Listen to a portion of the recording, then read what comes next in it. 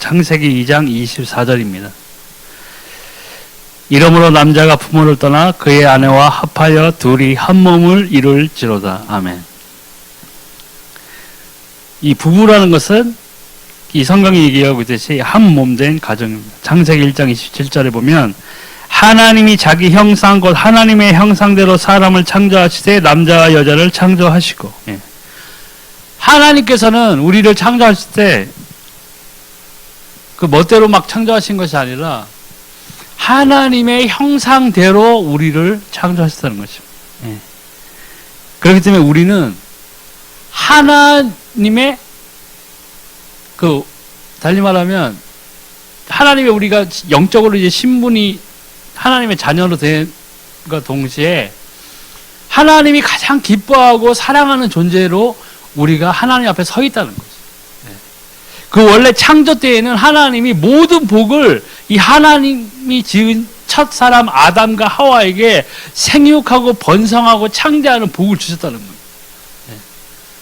땅에 있는 동물들, 하늘에 나는 새들, 바다에 있는 생물들까지 다 모두 다스리게 하는 권세를 사람에게 허락하셨다는 거예요. 본래의 인간은 원래 그런 존재였어요. 하나님 앞에서 사랑받는 존재였다는 거예요.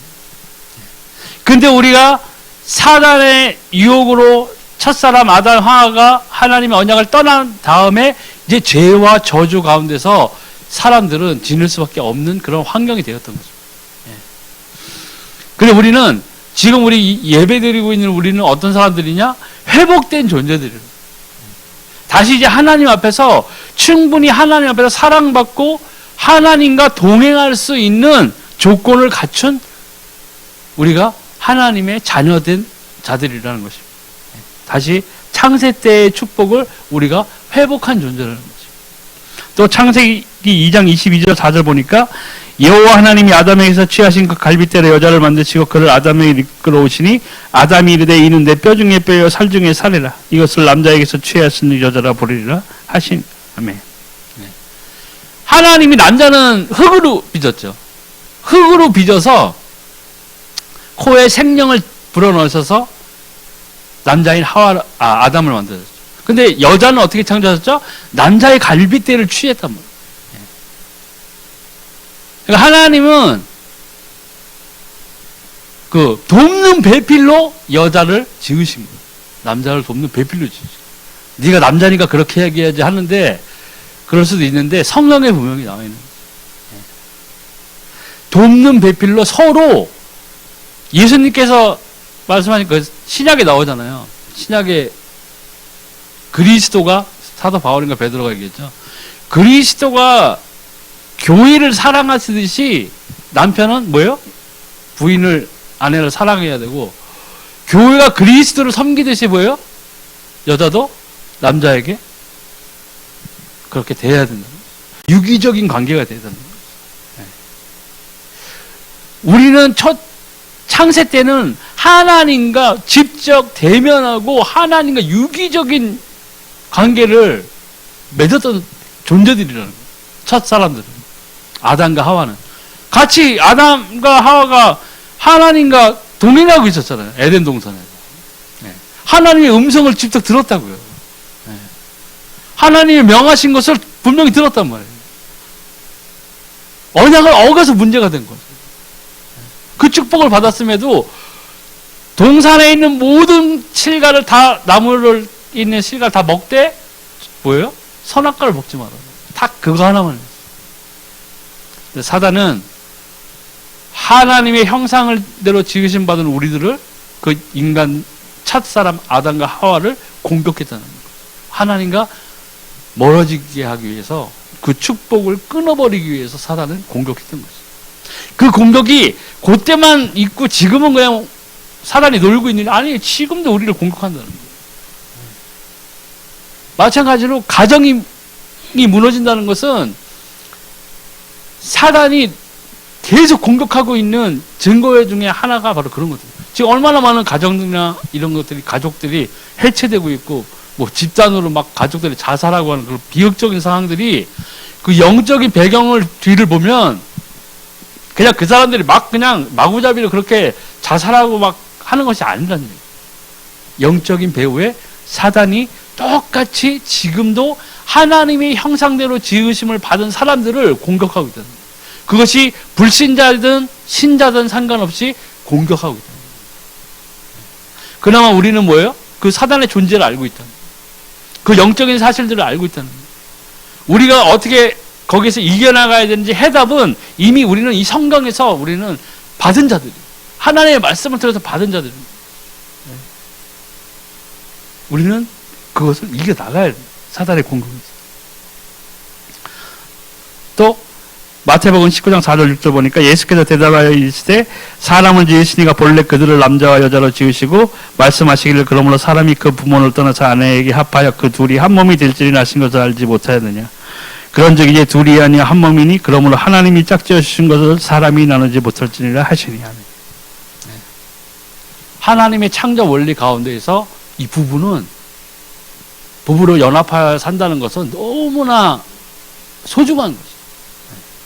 너무나 소중한 거죠. 근데 첫 사람 아담과 하와가 부부로 이제 서로 돕는 배필로 해서 하나님이 지으셨는데 둘이 짝짝꿍 돼가지고 하나님을 기쁘시게 하는 일을 해야 되는데 어떻게 됐어요? 하나님이 지으신 그을 받은 피조물 중에서 첫사람 아담과 하와는 하나님의 기대와는 전혀 다른 짓을 해버렸어요. 하나님을 떠나버렸어요. 사단에게 속았다는 거예요. 하나님이 질문을 했을 때 너 도대체 왜 누가 이거 선악과를 먹었어? 누가 먹었어? 왜 먹었어? 하니까 뭐래요? 핑계댔다. 하나님이 지으신 저 뱀이 와가지고 나보다 먹이라 합디다. 중요한 건 얘기를 안 했죠. 사단이 뭐라고 꼬셨어요? 네가 선악과를 먹으면 죽지 않고 하나님과 같이 된다. 너희 눈이 밝아져서 죄와 이런 것들을 구분하는 데 있어서 하나님처럼 되는 것이야. 그렇게 했단 말이에요. 근데 그 말을 쏙 빼버려. 자기 합리화를 시켰어. 그 아담한테 물어봤어. 너는 왜 먹었냐? 아담도 핑계를 댔단 말이에요. 하나님이 지어주신 저 여인이 나더러 먹으라고 해서 먹었습니다. 원망한 거예요. 모든 책임도 하나님한테 전거시켜버려요. 네. 근데 하나님의 원 창조 목적 중에 이 부부가 되는 것은 너무나 소중한 하나님의 섭리 가운데에서 이루어지는 약속이었다. 사단이 처음 공격했을 때 이 가정이 첫 가정이 박살나버렸어요. 그러한 현상이 지금도 너무나 많이 일어나고 있어요. 또 에베소 5장 22절 25절 보니까 아내들이여 자기 남편에게 복종하기를 죽게 하더라. 이는 남편이 아내의 머리됨이 그리스도께서 교회의 머리됨과 같음이니 그가 바로 몸의 구주시니라. 그러므로 교회가 그리스도에게 하듯 아내들도 범사에 자기 남편에게 복종할지니라. 남편들아 아내 사랑하기를 그리스도께서 교회를 사랑하시고 그 교회를 위하여 자신을 주신같이 하라. 여자 성도들이 제일 싫어하는 거죠. 그죠? 지금 세상이 어느 때인데 지금 하나님 하나님 지금 22세기를 향해 달려가는데 복종이 어디. 근데요, 그런 것들이 뭐냐? 인본주의. 우리가 하나님의 말씀을 내가 남자라서 얘기하는 게 아니라 하나님의 말씀을 받았을 때 그거를 온전한 하나님이 하신 말씀으로서 이제 받아들이는 게 굉장히 중요하거든요. 이거를 곡해하는 것들, 변형시키는 것들이 왜 그러느냐? 여기에 인본주의가 들어와서. 사람의 것으로 생각하니까, 사람을 위주로 생각하니까 하나님의 말씀이 이제는 뭐예요? 더 이상 통하지 않다는 거예요. 그런 세대가 되어버렸다는 거예요. 이제는 동성애를 죄라 하면 잡혀가는 시대가 됐다니까요. 이 동성애자를, 요번에 뉴스 한번 보니까, 이제 남자가 이제 여자로 변하고, 뭐 여자가 남자로 변하는 트랜스젠더에서, 이제는 계절 있잖아요. 봄, 여름, 가을, 겨울. 그걸로, 내 성을 그걸로 대체할 수 있게. 내 성별이 남, 여가 아니라, 이제는 스프링, 윈터, 썸머, 이걸로 하거든요. 왜? 지네들이 원하는 대로. 내가 원하는 대로. 그게 인본주의로 지금 온전히 치닫고 있는 시대가 되고 있어요. 소돔과 고모라의 때도 그랬죠. 죄악이 관영한 시대. 모세의 때, 노아의 때와 같다 그랬어요. 마지막 때가. 그때 뭐예요? 죄악이 관영한 시대. 죄를 죄로 여기지 않아요. 죄를 죄로 여기지 않는다는 말은 뭐예요? 하나님의 말씀을 믿지 않는다는 거예요. 듣지 않는다는 거예요.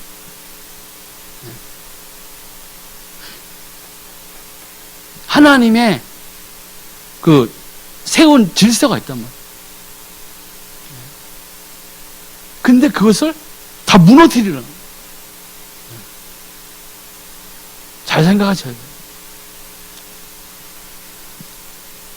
그렇다고 막 학대하라는 말은 아니잖아요. 남편이 막 그럼 뭐 학대하라고 그랬어요. 아니잖아요. 그리스도가 교회를 사랑하듯이 사랑하라고 그래요. 그러니까 어느 한 일방적인 것만 주장하면 안 된다는 거예요. 마누라 매일 때리면서 나는 하나님이 나를 사랑하셔서 내가 너를 복종시키려고 한다. 이렇게 하면 안 된다는 거예요. 항상 하나님의 말씀 안에서 최선의 나의 그 나오는 행동을 하나님 앞에서 평가받듯이 해야 돼요. 그게 말씀에 비추어 보는 삶하고 동일한 거예요. 제가 서로 사랑하라고 막 그렇게 말을 하죠. 사랑이 성경에서 말하는 최고의 사랑은 희생이에요. 예수님이 말씀하셨죠. 벗이 다른 벗을 위하여 목숨을 내 던지는 것보다 더 큰 사랑이 없다고 그랬어요. 그게 하나님이 말씀하시는 사랑이에요. 희생이 있어야 된다. 희생이 있어야 돼요. 하나님이 세상을 이처럼 사랑하사 뭐예요? 독생자를 주셨다고 그랬어요. 그리고 예수 그리스도를 보내심으로 하나님이 뭐예요? 세상에 대해서 하나님이 이 세상에 대한 자기의 사랑을 확증하셨다고 해요. 왜요? 그리스도의 희생. 그 피 흘리심으로 하나님은 하나님의 사랑을 증명하셨어요. 근데 우리는 자꾸 그거를 부모님이 나에게 해주는 사랑 이런 걸로 오해를 한다는 거죠. 엄마의 사랑 막 이런 거. 엄마는 내 자식이 살인범이라도 용서하는 사람이에요. 엄마는 핑계를 다 찾는다고. 우리 엄마가 원래 쟤는요 그런 애가 아니었어. 친구들을 잘못 사귀어가지고 원래는 얼마나 착하고 똑똑하고 했는데. 근데 그거를 하나님한테 요구하면 안 돼요. 왜 요새 이렇게 우리나라도 특히 그렇고 전 세계적으로 가정들이 해체가 되느냐? 이 희생이 없기 때문에. 조건을 보고 결혼한다는 거예요. 돈 보고 결혼했는데 돈이 없었어. 그럼 같이 살 이유를 발견 못하는 거예요. 해체돼 버려요. 희생이 없는 사랑은 그거는 육체적 사랑이에요. 육체적인 것은 사랑이 아니에요. 그건 성욕이지. 구별을 잘해야 돼. 그거는 성욕이지 사랑이 아니에요. 사단은 이러한 것들로 세상에 있는 많은 가정들을 공격하고 다 넘어간다고. 너무나 많은 가정들이 해체되고. 왜요? 서로 희생하지 않게. 첫 시작이 이거 사랑이 없어. 희생이 없기 때문에. 네. 무방비 상태가 되는 사단의 공격이. 그러면 이 부부가 같이 연합해서 한 몸을 이뤘죠. 그럼 이제 자녀가 생긴답니다. 출애굽 20장 12절. 내 부모를 공경하라. 그리하면 내 하나님 여호와가 내게 준 땅에서 내 생명이 길리라 하네. 그러니까 장수하고 싶으면 어떻게 해요? 부모 공경하는 거예요. 그 공경에도 뭐가 필요해요? 나의 희생이 필요한 거예요. 나의 희생이 필요한 거예요. 부모를 왜 공경해야 돼요? 하나님을 공경하고, 하나님 우리 아버지잖아요. 공경하잖아요. 우리 경배하잖아요. 마찬가지예요. 근데 이 많은 지금 세대의 주변을 보면 요새 젊은 세대들은 뭐 우리 세대도 안 그런 건 아니었는데 별별 말이 나오잖아요. 뭐 이번 생은 글렀어. 애들 젊은 애들 하는 말이 뭐 이번 생은 틀렸어.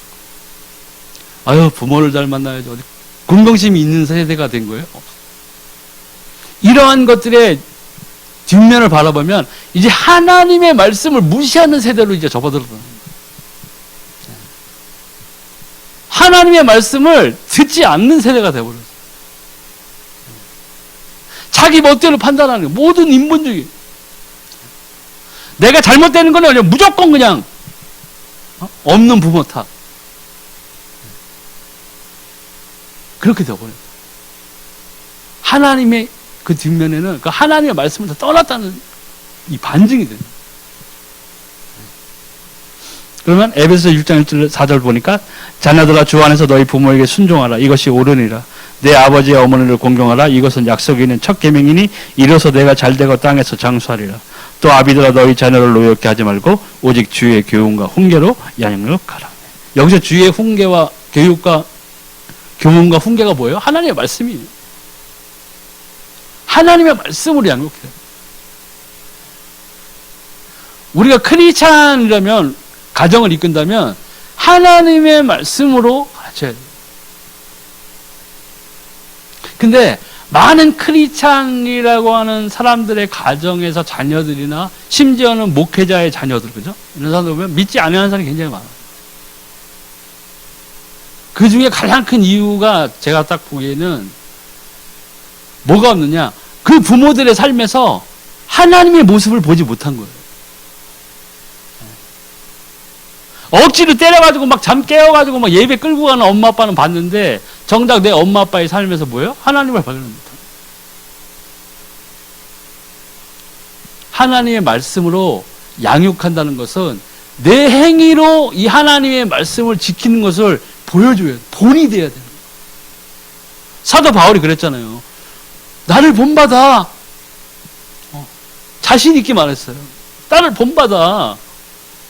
나를 따라와.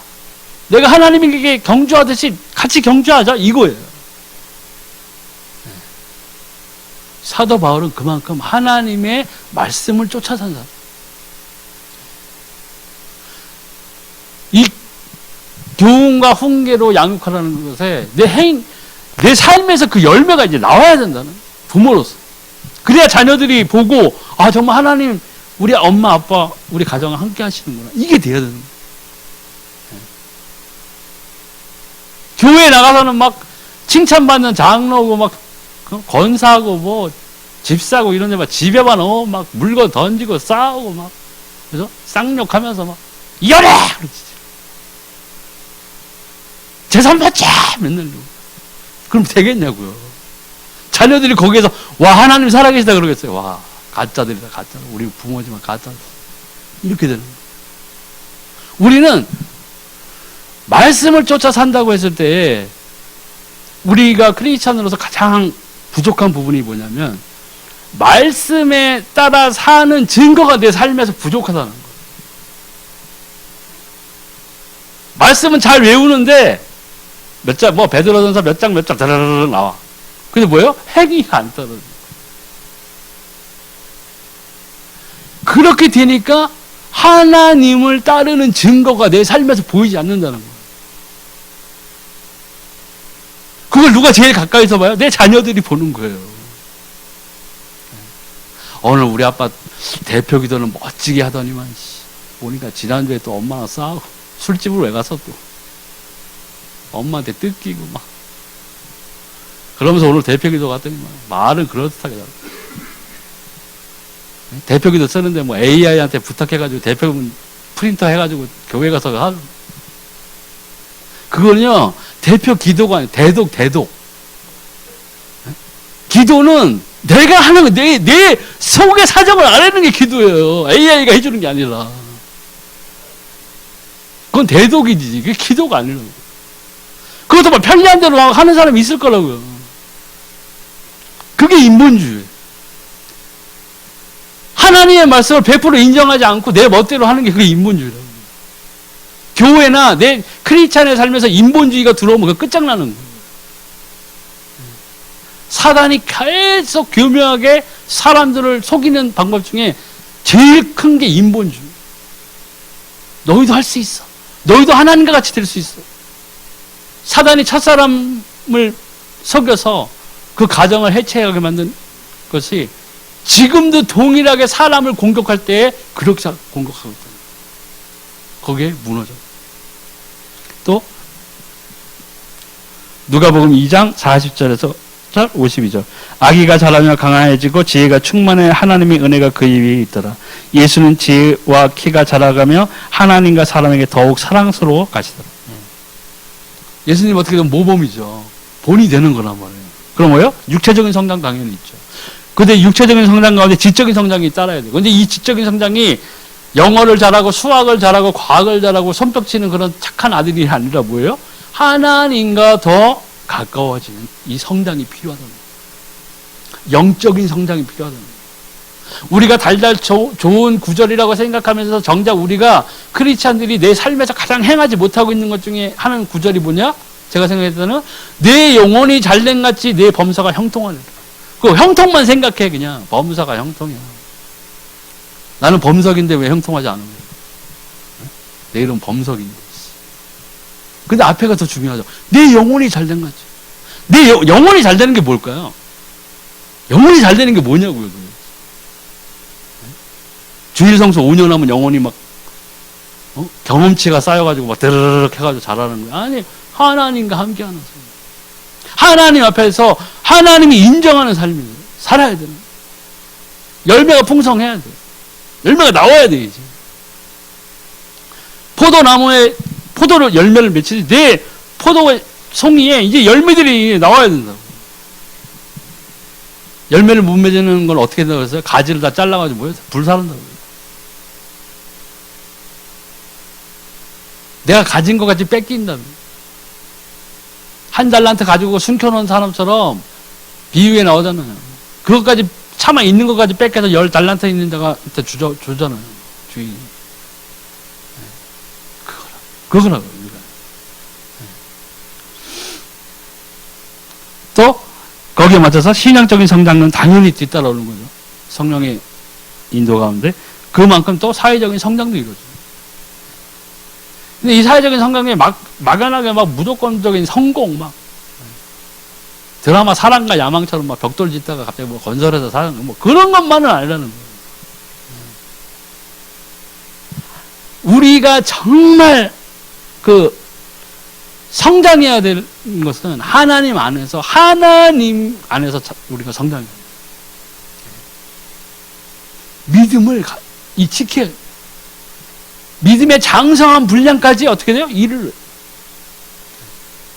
찬송가 500곡 부른다고 그게 되는 게 아니라는 거예요. 주일성수 10년 해도 안 돼요. 뭐가 중요해요? 내가 하나님 앞에서 어떻게 하나님과 동행하고 있는지, 하나님으로부터 어떠한 응답을 받고 내가 그 응답을 기쁨 삼아 정말 하나님이 참 하나님이신 것 그 하나로 인해서 내가 감사할 수 있는 사람인가? 내가 가정에서 부모로서 가장으로서 내 아내와 내 아이들에게 어떠한 것을 보여줄 수 있냐는 거예요. 아빠 월급을 받다 치킨 2마리 먹으러 가자. 이게 아니라 가족이 지켜봤을 때 우리 아빠 엄마는 기도하는 사람, 응답받는 사람, 하나님 분명히 살아계시구나. 이걸 알아야 됩니다. 보여줘야 돼요. 그것이 가정에서 이루어질 때에 진짜 하나님 앞에서 기뻐하는, 하나님께서 기뻐하는 가정이 된다는 거예요. 그게 진짜 축복받는 가정이 되는 거예요. 구약에서 보세요. 모세 그거 하기 전에 유대인의 산파들, 그죠? 남자의 나무 다 죽이라고 그랬는데 안 그랬죠? 축복받았잖아요, 하나님한테. 세상의 명 듣지 않았어요? 누구의 말을 기울였어요? 하나님. 하나님을 두려워하는, 하나님의 말씀을 지켰어요. 그때 어떻게 해요? 축복한 거예요. 내가 가장으로서, 부모로서 엄마, 아빠의 역할을 하면서 내 삶의 우선순위가 하나님이냐 아니냐를 우리가 아이들에게 보여줘야 됩니다. 고3이 무슨 교회야, 이 미친놈. 서울대 가기 전에 안 돼. 예배는 나중에 아니라는 거예요. 하나님을 알아야 돼. 하나님을 만나야 된다. 근데 내가 못 만났는데 어떻게 아이들한테 만나게 할 생각을 하겠어요? 내가 응답을 못 받는 모습을 보이는데 내가 하나님의 말씀 앞에서 갈등하는 모습을 보이는데, 선택을 주저주저 하는데, 선택할 때에도 하나님의 말씀이 우선순위에 있는 게 아니라 세상의 이득이 내 머릿속에서 내 행동에서 우선순위를 놔버리는 걸 누가 알아요? 애들이 안다고.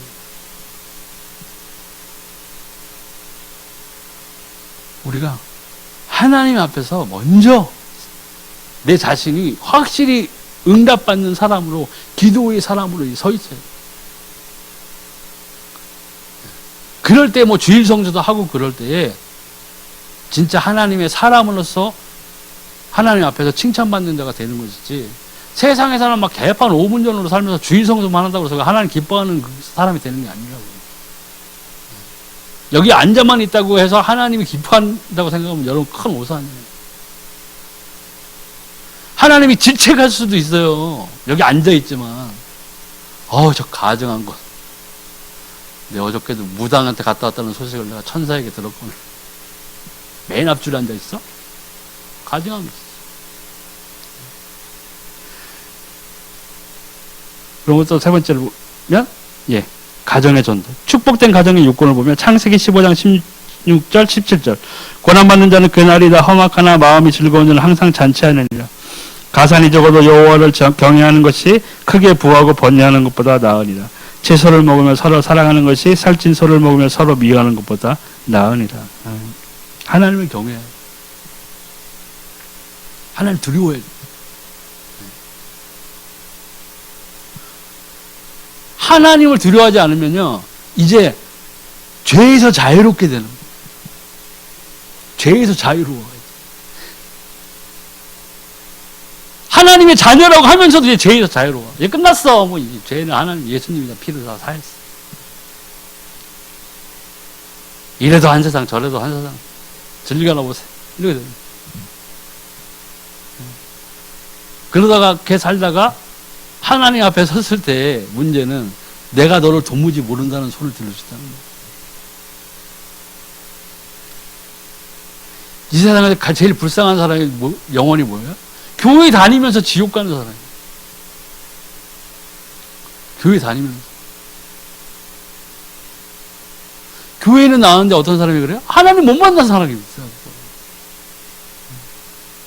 하나님 만나지 못한 사람이 있어요, 교회에서. 종교의 하나로 나와서 믿는 사람들이 너무 많다고요. 자기의 삶에서 하나님이 살아계신 증거를 발견 못하는 사람들이 있어요. 그것 때문에 고뇌하고 번뇌하는 사람들이 엄청 많아요. 그러니까 사단이 막 거기에서 막 거짓 영들을 통해가지고 막 미혹시키고 하면 딴 데로 확 가버리는 거예요. 영원히 멸망당할 것인지도 모르면서. 진리는 하나예요.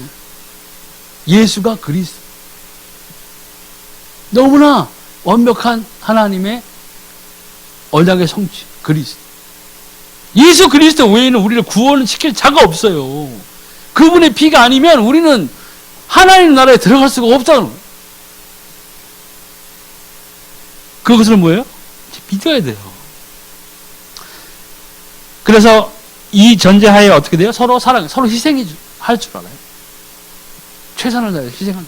그리스도 안에서 더더구나 믿음 가운데에서 더더욱더 희생할 줄 알아요. 욕심을 부르는 게 아니에요. 거부하는 것이 아니에요. 반항하고 반대되는 생각, 막 부정적인 생각으로 나를 채우는 것이 아니라 하나님의 복음 안에서, 하나님의 말씀 안에서 당연히 내가 마땅히 가족에게 희생할 부분들을 희생해줘요. 그거 받는 구성원들은 또 거기에 대해 하나님에 대한 감사를 있어요. 이게 필요한 거예요. 다른 세상 것으로 자꾸 채우니까 이 문제가 되는 거예요.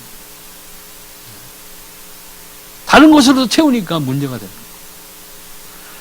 또 하나님은 온 가정이 구원받기를 원하세요. 행전 16장 31절 이르되 주 예수를 믿으라 그리하면 너와 네 집이 구원을 받으리라 하고 나오죠. 하나님을 온전히 따라야 돼. 여호수아가 뭐라고 그랬죠? 너희들은 그러면 다른 거 믿으려면 믿어. 나와 내 집은 뭐야? 오직 여호와만 따르 믿으리.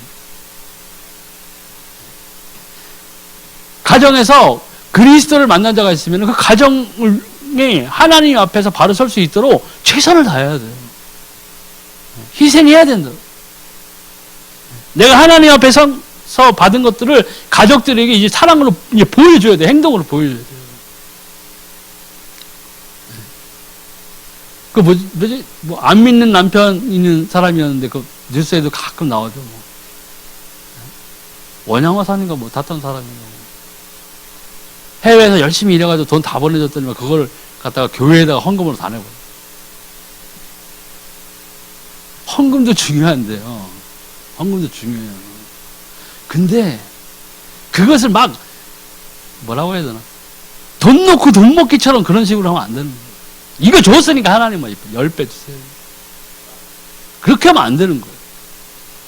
그래서 그 남편이 어떻게 됐어요? 나중에 와서 열받아가지고 교회 가가지고 돈 다 돌려달라고 그랬죠. 아직 안 믿으니까 당연한 거 아니에요. 내 마누라 나 몰래 돈 줬으니까 돈 달라. 그랬더니 또 안 줬네. 그 교회 입장에서 또 그렇잖아요. 그러니까 막 목사님인가 누구 뭐 칼로 찔렀나 뭐 그런 사건이에요. 그렇게 꽤 많이 일어나요. 믿으면 안 믿는 사람 앞에서 믿음을 보이는 거, 그런 믿음을 보이는 것이 아니라 내가 달라진 모습을 보여주는 거예요. 내가 그리스도인으로서 이 가정을 위해서 내가 헌신하고 달라진 것을 사랑이 있다는 것을 보여줘야 되는 거예요. 예수 믿었는데 막 갑자기 막 엄마가 예수 믿었는데 그때부터 막 교회는 다니면서 집안 청소는 막 개뿔도 안 하고 막 바퀴벌레 우글우글 하고 막 설거지 막 산처럼 쌓여 있고. 그걸 안 믿는 남편이 와서 보면 칭찬하겠어요. 와, 교회 다니더니 와 난리구나. 야, 믿음이 엄청 좋아졌네. 이거 이렇게 했어요? 미쳤구나 이게 해야지는. 애새끼 옷을 보니까 완전 3일 동안 갈아입히지도 않고 바퀴벌레는 막 우글우글 대고. 근데 그 사람이 예수 믿으세요 하면 예수 믿겠냐고. 네? 잘못된 거. 우리가 보여줘야 될 믿음은 그런 게 아니라고. 내가 하나님 앞에서 얼마나 바로 선자인지를 이제 보여줘. 그게 바로 성경에 나오는 그리스도의 향기나는. 성경에, 신약에 뭐가 나와서 믿음의 가정에게도 칭찬을 받지만 믿지 아니한 사람에게도 칭찬 받아야 된다. 우리 행동으로, 선함으로. 그게 있어야 되는 거예요. 누가 봐도 와, 예수님 믿더니 완전 달라. 뭔가 있네. 이렇게 돼야 되는 거예요. 똑같아. 예수 믿었는데. 더 악독해졌어. 안 되는 거예요, 그게. 그러면 이 가정에서 내가 온전한 복음을 이야기할 수 없는 존재가 되어버려요. 내 행위로. 그게 뭐예요? 가로막는 거예요. 복음을 가로막는 자가 되는 거예요. 몇 주 전인가? 양주에서 이제 운전을 하는데, 무슨 차, 조그만 트럭인데, 막, 밖에다가 뭐 예수, 생명, 막 엄청 붙여놨어요. 사방에. 아, 믿음이 있는 사람인가 보다. 그렇구나. 저렇게 할 수도 있지. 했는데 내가 앞에 막혀가지고 그 차가 내 이쪽 반대 차선 뒤에서 내가 쫙 들어갔거든요. 쌍라이트를 키우고 막 빵빵 대요. 난리가 난 거.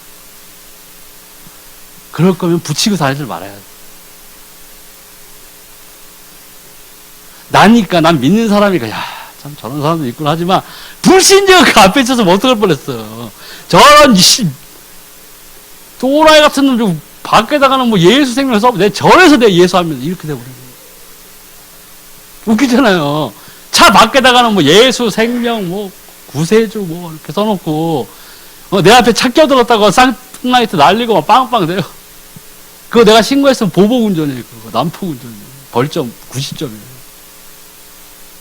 난 믿는 사람이니까 그렇게까지 안 하는 거예요. 모르는 사람이면 그렇게 할 수도 있는 거예요.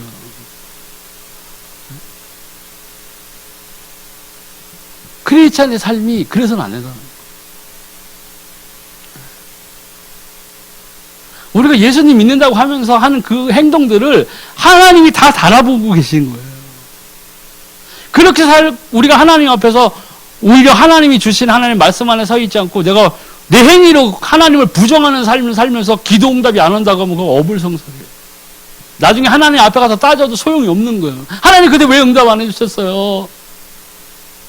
네? 하나님 그때 절실히 기도했잖아요. 하나님 왜 응답 안 해주셨어요? 근데 하나님이 그러시겠죠. 너 술 먹고 기도했잖아. 그거는 기도가 아니지. 탄식이지. 난 기도는 못 듣고 너의 탄식은 내가 들었다. 이렇게 되는 거야. 내가 남의 것을 도둑질하면서 하나님 앞에서 기도하면 하나님이 안 들으시는 게 당연한 거예요, 거기에. 내 욕심대로 살면서 하나님이 나의 기도를 안 들으신다고 하면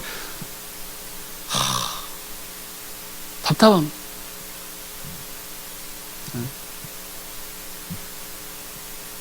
우리가 그런 삶을 만약에 살면서 내 가정, 내 주변 구성원들에게 예수 믿으라고 하면은 이거 통하지 않는 문이 막혀 있는 거예요. 내가 그 전도의 문을 가로막고 서 있는 자가 되는 거예요. 잘못하는 거예요. 또 창세기 7장 1절 13절을 보니까 여호와께서 노아에게 이르시되 너와 내 온 집은 방주로 들어가라. 이 세대에서 내가 내 앞에 의로움을 내가 보았음이니라. 곧 그날에 노아와 그의 아들 셈, 합, 아벡과 노아의 아내와 세 며느리가 다 방주로 들어갔고, 노아의 가족도 다 구원받았죠. 방주로 들어갔죠. 노아가 주도적으로 하긴 했죠. 하나님의 말씀을 따랐잖아요. 그 가족 구성원이 물론 도와줬겠죠.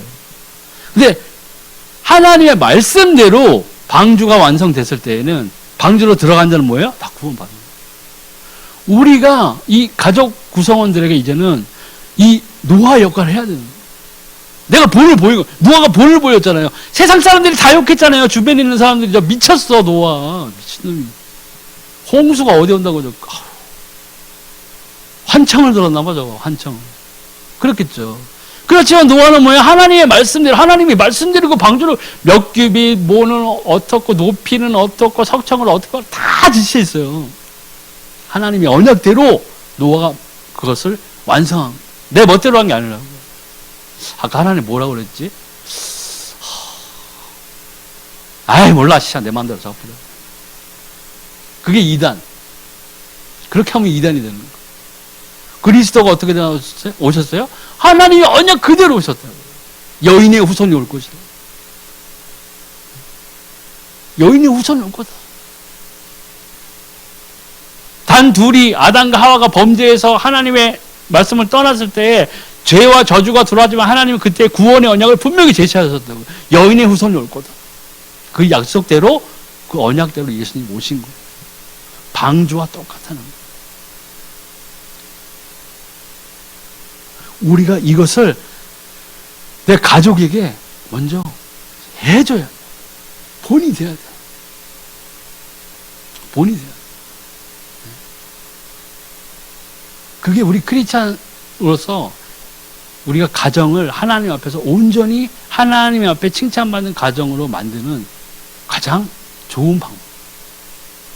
내가 본을 보여요. 믿음을 가진 사서 본이 있어야 된다.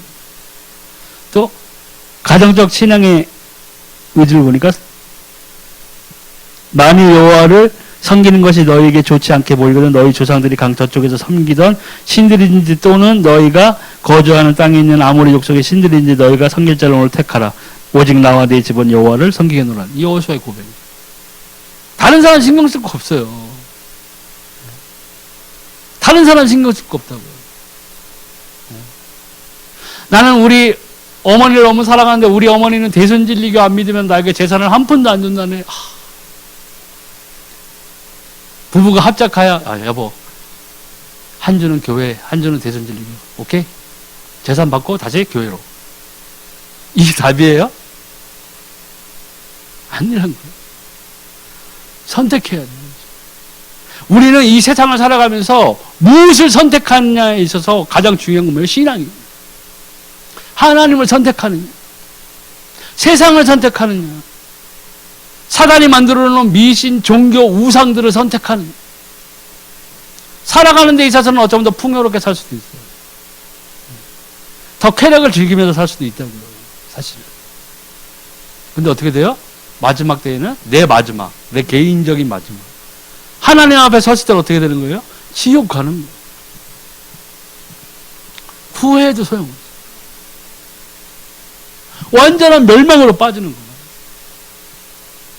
내가 가장으로서, 내가 아버지나 어머니의 역할로서 온전히 하나님 앞에 서지 못하는 모습을 보여주지 서는 모습을 보이지 못하면 내 가정의 구성원들이 그렇게 될 수 있는 거예요.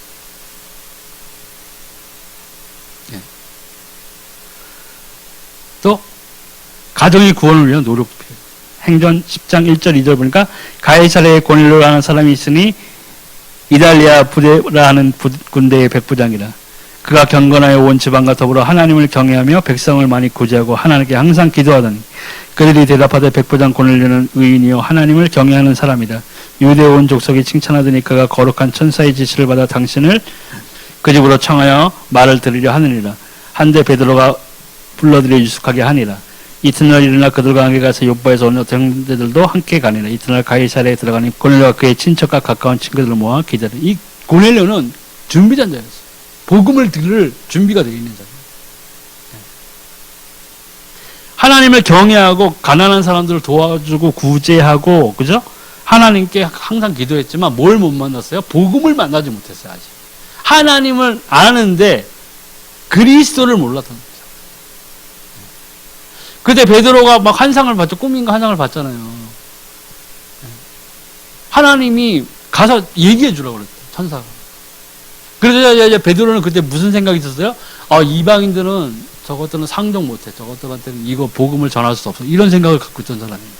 그런데 그렇구나. 하나님이 이방인들에게도 동일하게 이 복음을 전해주기를 원하시는구나. 깨달았어요. 그걸 갔잖아요.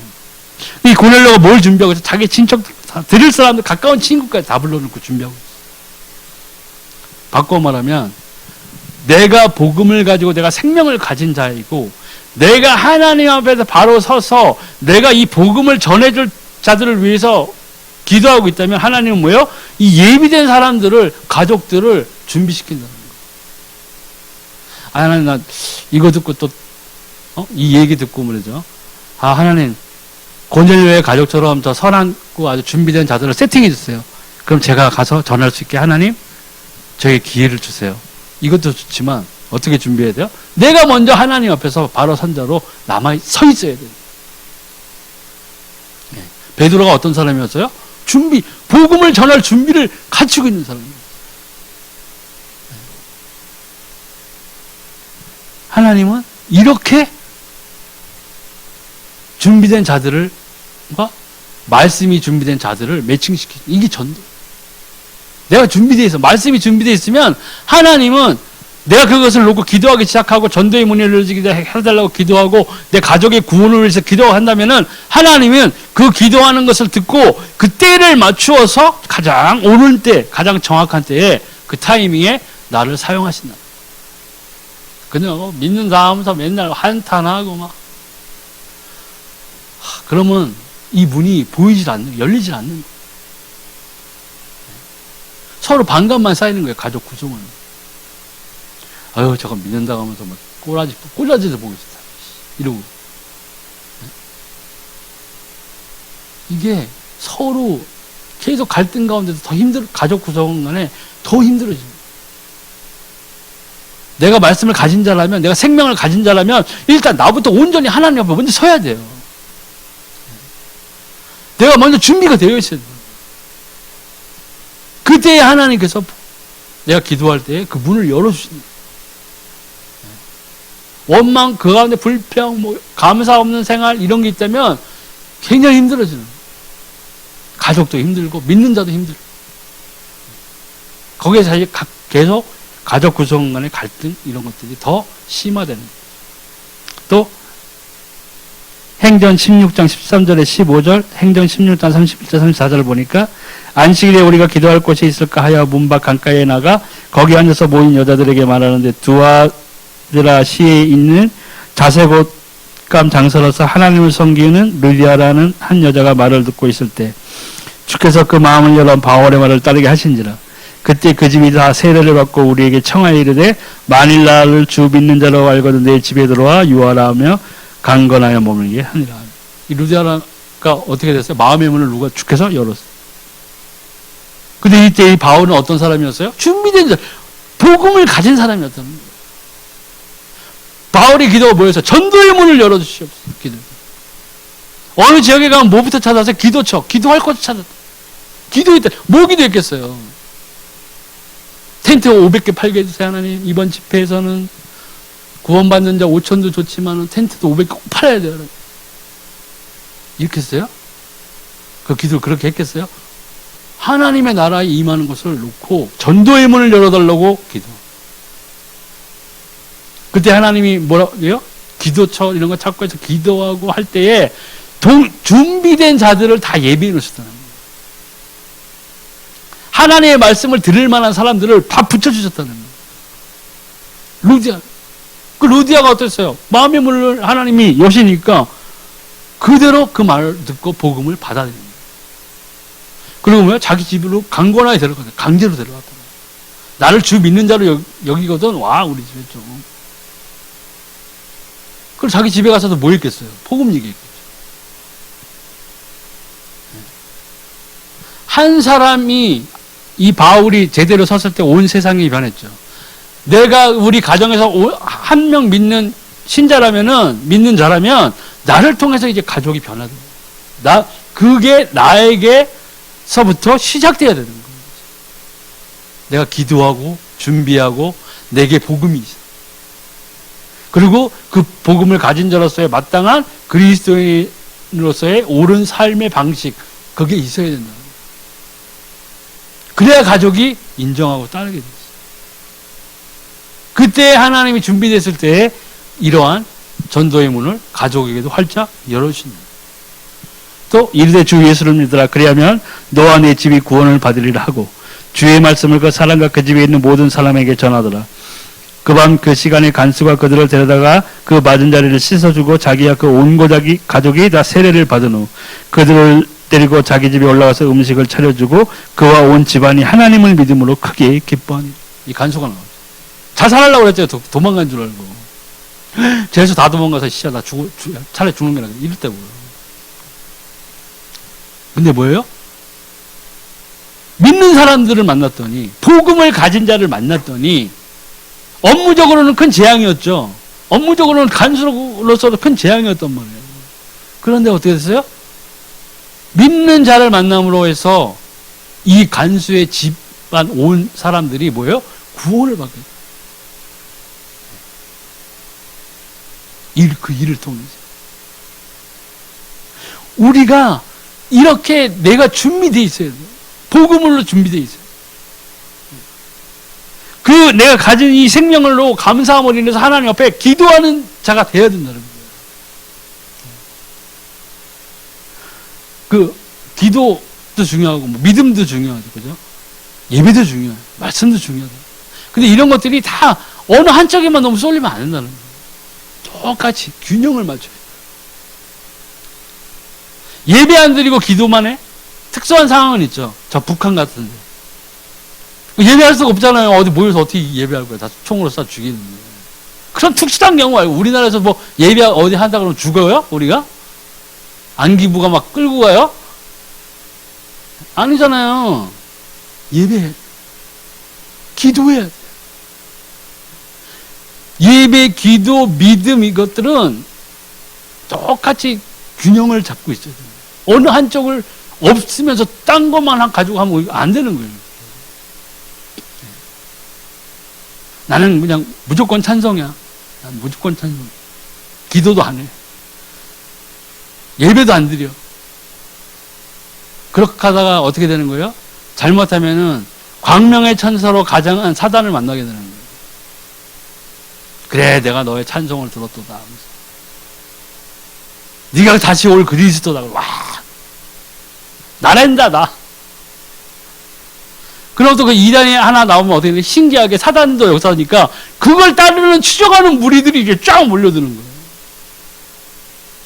미혹이 영이 있다. 우리는 이 하나님 앞에서 바로 서 있는 자가 되려면 말씀 없이 기도하면 응답을 못 받아요. 솔직히. 말씀을 알고 기도해야 되는 거예요. 하나님의 말씀을 붙잡고 기도해야 된다. 네.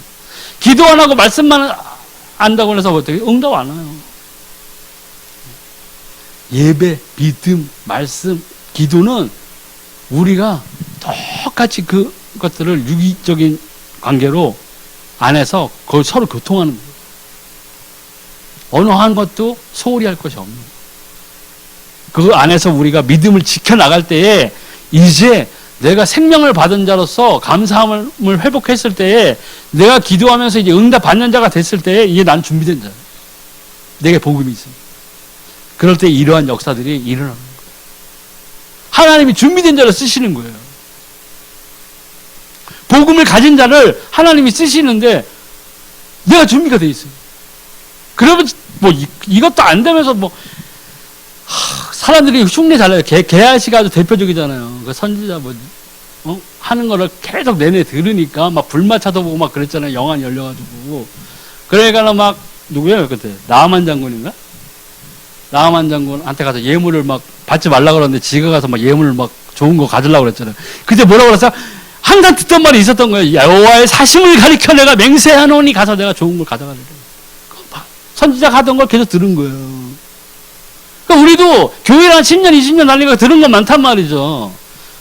아, 목사님이 그 말씀 자주 하시는 나도 우리 목사님이 말씀하시면 막 따라야 되겠다.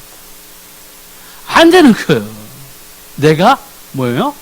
준비되어 있어요. 남을 흉내내, 크리스찬의 삶은 남을 흉내내는 삶이 아니에요. 우리 크리스찬의 삶은 남을 흉내내는 데서 얻는 삶이 아니라 내가 만난 하나님을 그대로 내 삶에서 누리는 삶. 내가 만난 하나님의 관계의 깊이에 따라서 내 삶이 어떻게 되는 것은 다 전적으로 나의 믿음에 달려있다는 거죠. 내가 준비되어 있어요. 내 가정에서 내가 준비되어 있어요. 그래서 내 가족 구성원에게 이 복음이 들어가야 되고 그 복음 안에서 이 가정이 하나님 앞에서 건강한 모습으로 자라나야 된다는 거예요. 그것이 하나님이 창세 때 아담과 하와를 부부로 연합하게 해서 서로 돕는 배필로 짓고 하면서 그 가정을 이루기 위한 원리라는 거예요. 그 안에서 뭐가 싹트해야 돼? 하나님과 함께하는 것이 거기 있어야 된다. 오늘은 이 행복한 가정이란 그 제목하에 말씀드렸는데 결국은 이 행복한 가정은 돈만 많아가지고 먹을 거 많이 먹고 좋은 옷 입고 좋은 차 타고 매주 주말마다 뭐 어디로 놀러 가고 이게 행복한 가정이 아니에요. 가정, 이 사람, 우리들에게는 누가 있어야 돼요? 하나님이 함께 하셔요. 인간은 하나님과 함께 할 때에 가장 행복한 거예요. 하나님과 함께 하지 아니하면은 그것이 진짜 불행한 거라. 슬퍼해야 되는 거예요. 하지만 우리는 어떤 사람이에요? 예수 그리스도를 통해서 생명을 얻고 구원받는 하나님의 자녀가 되었다는 거죠. 이거 하나로 우리는 감사해요. 그리고 우리가 이제 가정으로 돌아갔을 때에 이제 내가 하나님과 함께하는 사람으로서 어떠한 모습으로 내 가족 구성원에게 다가서야 되고 대해야 될지를 이제는 우리는 선택해야 돼요. 그리고 그대로 보여줘야 됩니다. 그럴 때 우리가 하나님이 우리를 통해서 세워진 그 가정이 진정한 하나님 앞에서 의미 있는 또 쓰임받는 하나님한테 인정받는 그런 가정으로 다시 돌아서야 되겠습니다. 오늘 말씀 여기서 마치겠습니다.